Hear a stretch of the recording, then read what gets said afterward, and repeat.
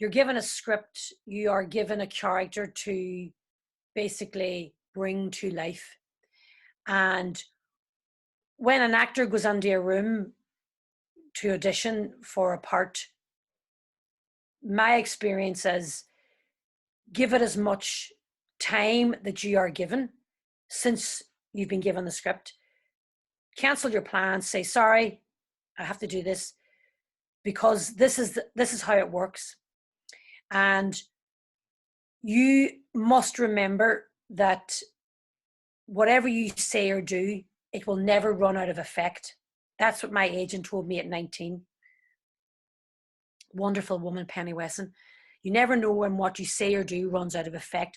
You might go into that room and you mightn't get that part, but if you kick it and you knock it out of the park, they're going to remember you, and they're going to remember you for something else. And a lot of the time, that's what's happened to me in jobs. I've gone on to experiences with people and they think, no, she's not right. She's not right. She's not right for the part. She's not this, she's not that. But what about if we did this? What about that part a wee bit bigger, stuck her on there? And that is literally what happens in a lot of jobs. But your job is to tell the story. If you feel at any point when you're reading a script, no matter what age or what experience you've had, you're walking into a room with 3 people, the casting agent, the director, the producer, or whatever, even if it's just an assistant, you know, and the atmosphere is right and you think the vibe's right to say it, you've done your work. And you can say, I think Mary, the character I'm reading, maybe could she embellish this maybe a wee bit more? Would she be a wee bit more, you know, prepared because A, B, C, D? Would she be maybe thinking about Johnny more because he said that in scene 4? You know, don't be afraid to let them know you've done your work. They might go, oh, who's this, you know, big upstart. But, you know, if you've got solid work in your brain done, they're going to see it. And a lot of the time, they're going to want input because that's what's going to happen when you get in front of a camera if you get the job, or in your rehearsal room if you're lucky enough to have rehearsals. So, you know, be prepared, be brave, you know, don't not express yourself. Get used to being nervous and still operating from a place of nerves. Don't let the fear come in and then that, you know, mess up your auditions. And we've all done it, you know, the nerves got the better of me, but you know, practicing being nervous, practicing getting over nervous is a great thing, because you know, if you do start to do good theatre and good film work, you're going to be out there in front of people, you know, you're going to be out there in front of 200 people, maybe 1,500 people, you know. So, and breathe, deep breathe.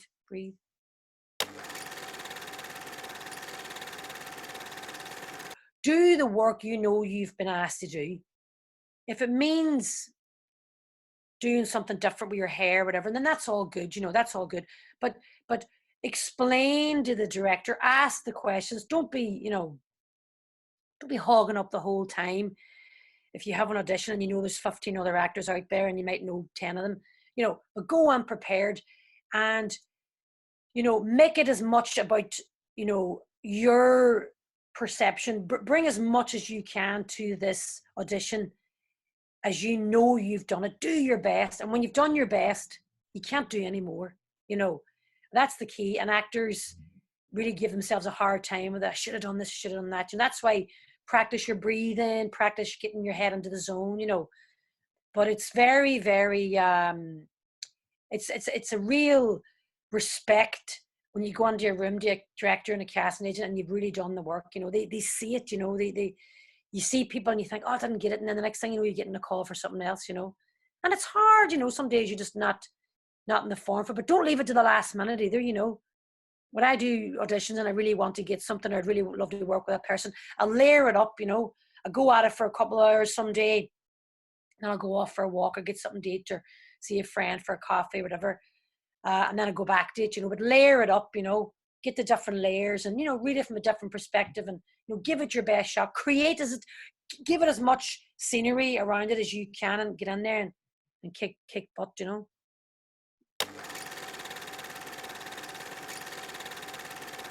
To dig it out, let's go, dig out the ground, buff, you know, let's throw it all out on the table. Let's see what you got. Let's just, you know, annihilate the land and then pick out what's best. Or that works. Try stuff out, you know. Try stuff out. And let the director then see where he's leveling it off, what's good and what's not going to work, but to try stuff out, not to be afraid, to get the layers off, because I think because I didn't do any sort of training, to actually physically let the body go. I mean, I obviously did train them with Complicity, which was like my 5 years of like, Jacques Lecoq school, Commedia dell'arte, yoga, cardio, using the physical expression of the body as a communicative tool as much as the voice, unbelievable teaching from some of the best teachers that were alive there, and a lot of them aren't anymore, like Jacques Lecoq, and Simon McBurney, and a lot of these, dramaturgs that would come from Paris and the Bouffe de Nol and the Peter Brook School. So, the dudes of that time, they let, they break down all the barriers, let the body go. So basically leave your ego at the door. And that's what you want to get out of rehearsals. Get rid of the ego, because the ego is the image one has of oneself. So if you want to be an actor, you got to leave that right over there, because it's not going to work, and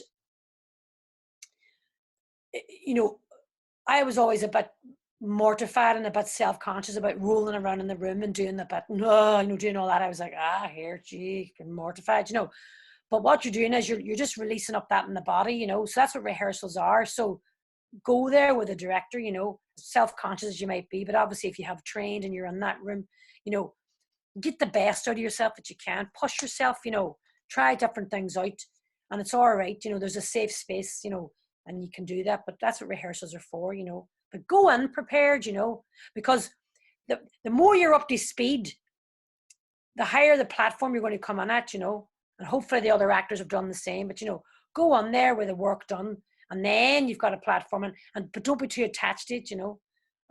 All grief arises from attachment. Do you know what I mean? So let that go.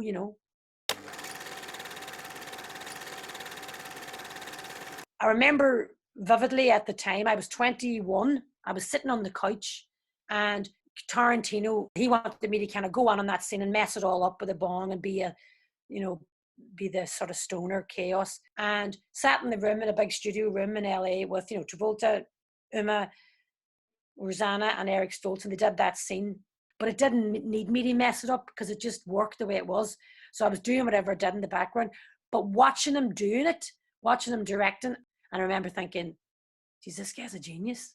Watching the way he was bringing the characters out, keeping people, what I could take from him at the time was keeping the pressure cooker on people, keeping the lid on people, keeping the lid on Travolta, keeping the lid on Uma, when they knew that these actors had to go to these places during this scene, keeping the energy in the room. It was really vivid at the time.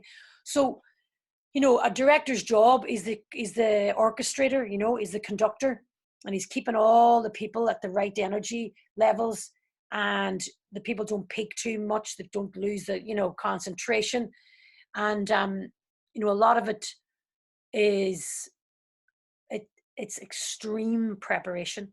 And when you see these guys at work, you realize then why they're the greats.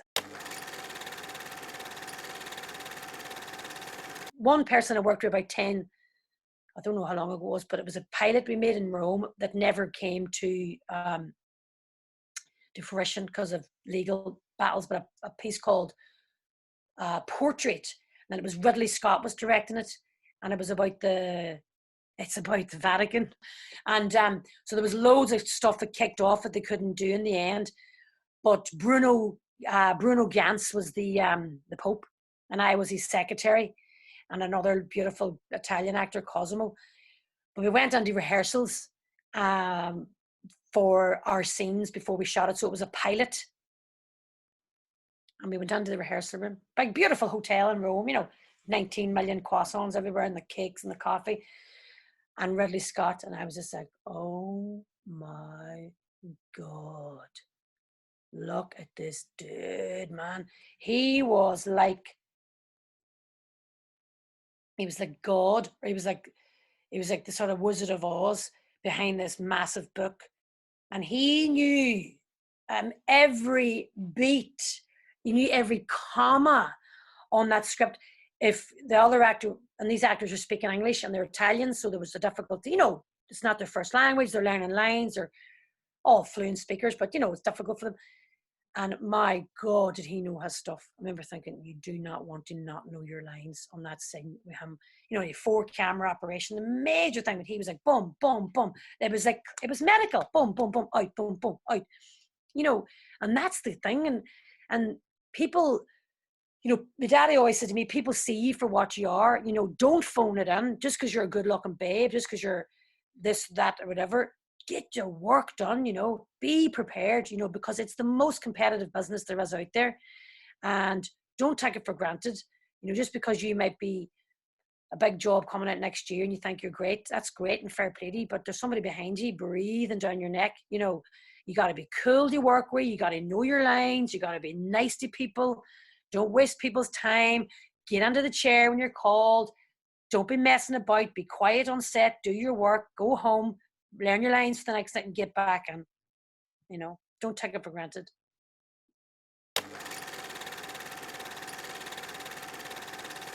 You know, where you can create these incredible characters with extraordinary artists. You know, you sit down and these people are, you know, just, they're geniuses.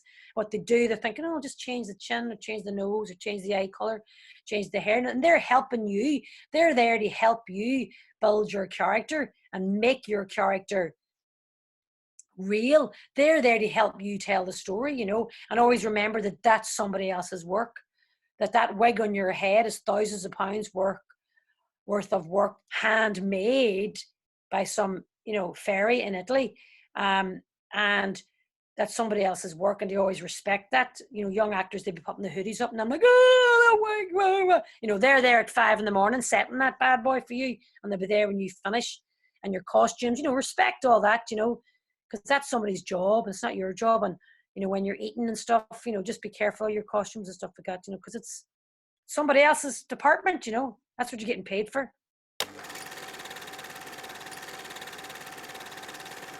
I've learned over the years, you know, sometimes it's easy to take the hump of a director if they tell you off, you know, don't take it personally. You are their model for this character. You're their, you know, I don't want to keep saying puppet, but you're their actor. You're the actor, you know.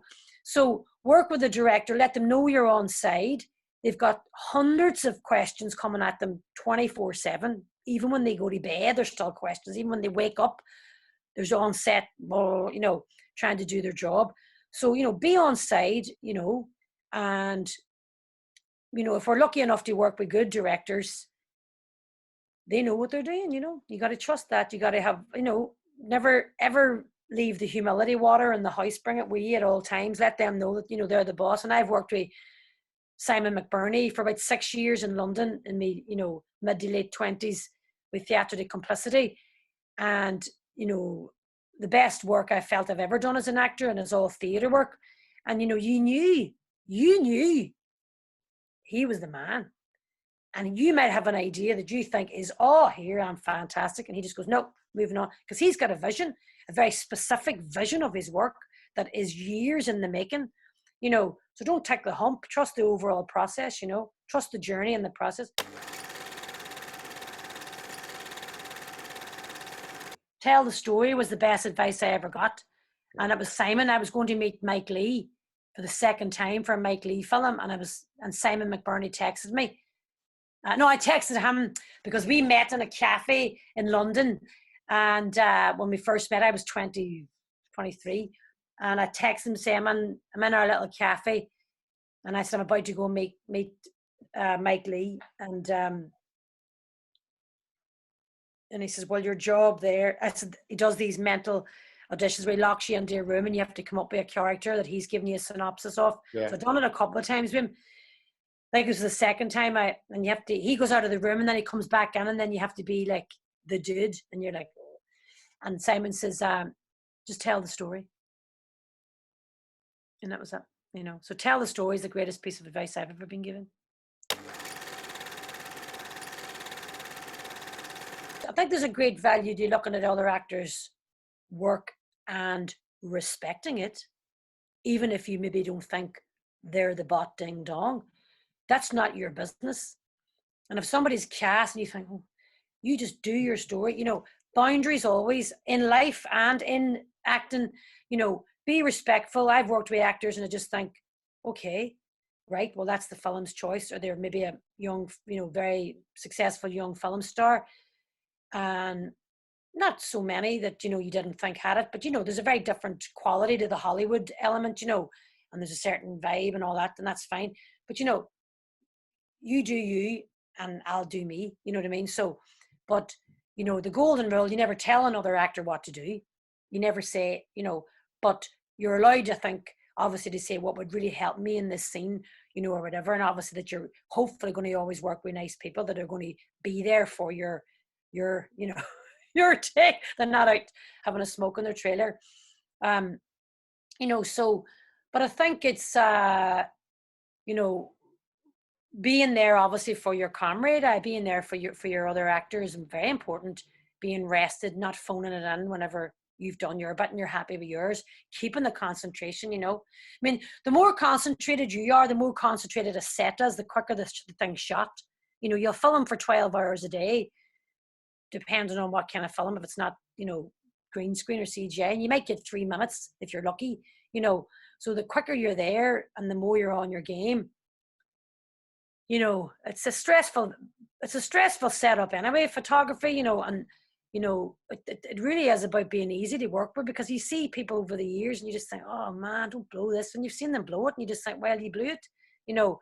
But I think it's just really knowing your work, your craft. I mean, there's great quotes by a lot of the greats, like Anthony Hopkins, you know. He reads the script, what is it, 200 times or something. You just think, what, you know. But that's the way he works, you know. I mean, he's hardcore, you know. So, but I just think, you know, being cool, you know, just be cool and get in there and do your work, and you know, remember that you're privileged.